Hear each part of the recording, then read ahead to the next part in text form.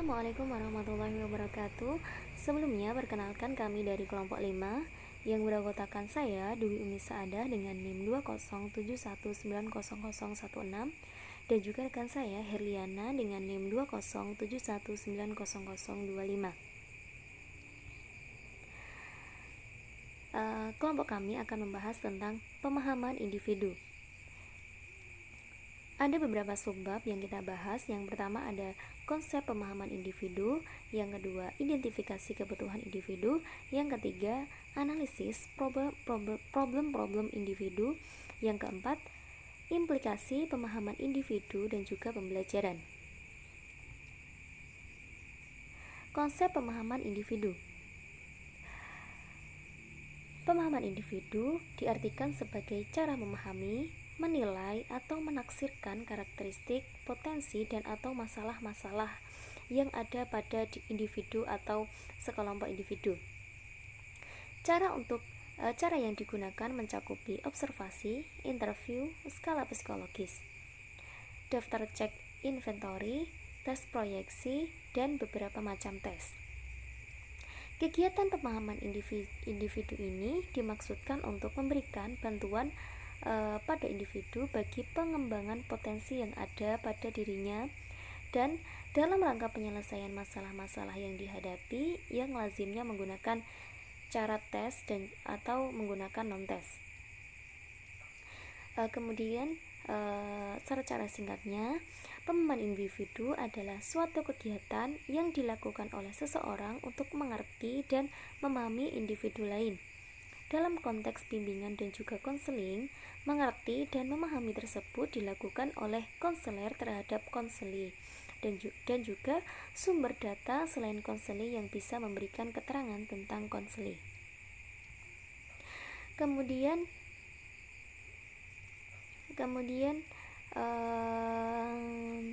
Holt and Johnson dalam tulisan Ratna Widyastuti menguraikan bahwasanya pemahaman individu memiliki beberapa tujuan. Yang pertama adalah orientasi masalah,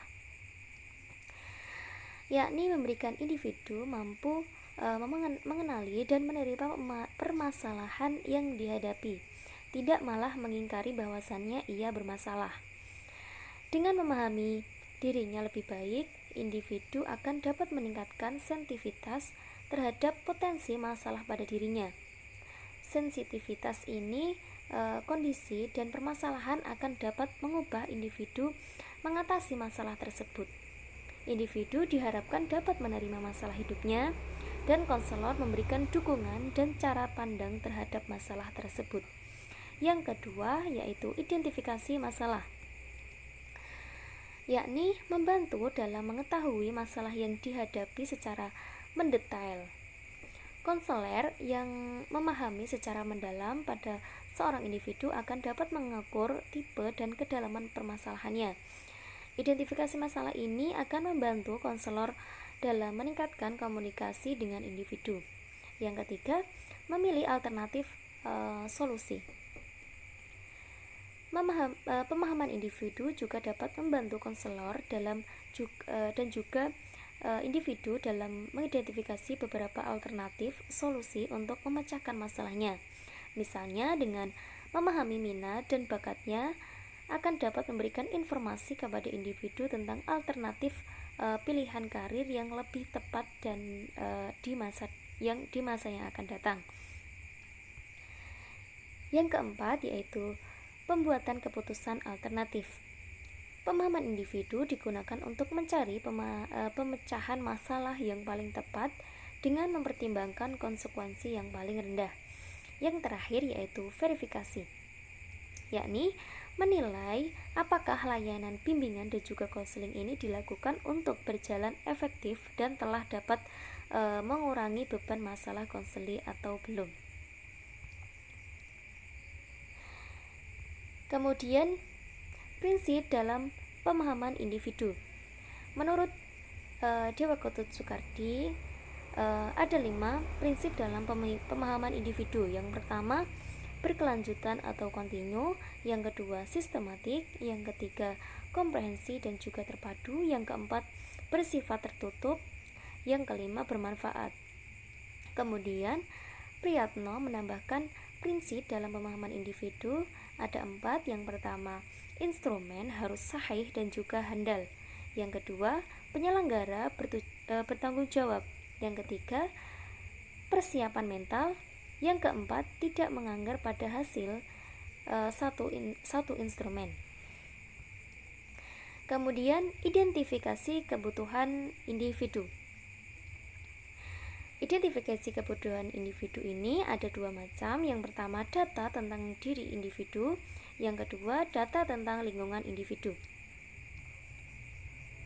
Data tentang diri individu mencakup bakat khusus, tingkat prestasi studi, riwayat pendidikan, taraf kemampuan intelektual, minat studi dan bidang pekerjaan, pengalaman di luar sekolah, ciri kepribadian, kesehatan jasmani. Kemudian, yang kedua, data tentang lingkungan individu. Latar belakang yang pertama ada latar belakang keluarga, yang kedua lingkungan teman sebaya, yang ketiga lingkungan sekolah, dan yang terakhir yaitu lingkungan pekerjaan. Sekian dari saya, akan dilanjutkan oleh rekan saya, Mbak Herliana, silahkan. Baiklah, selanjutnya saya akan melanjutkan presentasi dari Mbak Umi. Pembahasan selanjutnya yaitu tentang analisis problem-problem individu. Analisis problem individu merupakan sekumpulan proses untuk menemukan masalah dalam setiap individu. Setiap individu pastinya memiliki kebutuhan seperti minat, persepsi, sikap, nilai, dan lain sebagainya. Tujuan dilakukannya analisis problem ini yaitu untuk mengetahui permasalahan apa yang terjadi pada setiap individu atau siswa agar pembelajaran ataupun kegiatan lainnya dapat berjalan dengan baik. Berdasarkan analisis problem tersebut, masalah yang dihadapi individu, terutama peserta didik, dapat digolongkan menjadi beberapa jenis, yaitu yang pertama, masalah akademik. Masalah akademik yaitu masalah yang berhubungan dengan pendidikan seorang individu atau peserta didik. Yang termasuk masalah-masalah akademik ini yaitu tentang pengenalan kurikulum, pemilihan jurusan atau konsentrasi, cara belajar, penyelesaian tugas-tugas dan lainnya. Kemudian cara memahami materi yang diberikan dan masalah pendidikan lainnya. Terus kemudian masalah sosial pribadi. Masalah sosial pribadi ini merupakan masalah yang terjadi antara individu itu sendiri dengan orang lain yang terlibat dalam lingkungan sekitar di mana individu itu berada. Misalnya individu di lingkungan sekolah. Hubungan masalah sosial pribadinya itu mungkin hubungannya dengan teman kelas ataupun dengan warga sekolah lainnya, misalnya dengan guru ataupun yang lainnya. Terus masalah yang ketiga yaitu masalah karir. Masalah karir ini ialah masalah yang berkaitan dengan perencanaan dan pengembangan masalah-masalah pekerjaan. Di dalam misal pada peserta didik ataupun individu yang masih sekolah, yaitu masalah karir tentang rencana melanjutkan sekolah yang lebih tinggi ataupun tentang rencana memilih bekerja. Terus kemudian masalah yang terakhir yaitu masalah keluarga, yang termasuk masalah keluarga yaitu kurangnya komunikasi antar anggota keluarga. Hal ini disebabkan karena kurang harmonisnya hubungan antar anggota keluarga. Pembahasan selanjutnya yaitu implikasi pemahaman individu dalam pembelajaran. Pemahaman terhadap peserta didik atau individu sangat diperlukan demi tercapainya tujuan pendidikan secara maksimal, serta diharapkan dapat mengantarkan peserta didik pada tingkat keberhasilan yang maksimal. Pemahaman terhadap kondisi serta potensi peserta didik atau individu sangat penting bagi pendidik, karena dengan memahami potensi dan kondisi peserta didik, pendidik akan mudah menentukan ataupun memilih alternatif pendekatan ataupun metode-metode pembelajaran yang akan diterapkan dalam sebuah proses pembelajaran. Dengan adanya pemahaman ini akan memudahkan peserta didik dalam beradaptasi dalam pembelajaran. Implikasi pemahaman individu ada 4. Implikasi pemahaman individu yang pertama yaitu implikasi pemahaman tentang karakteristik peserta didik.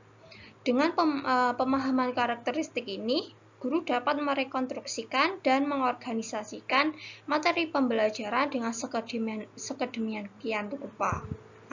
Memilih dan menentukan metode dan mode pembelajaran yang lebih tepat, sehingga dalam proses belajar mengajar ini, hasil yang didapatkan dapat optimal.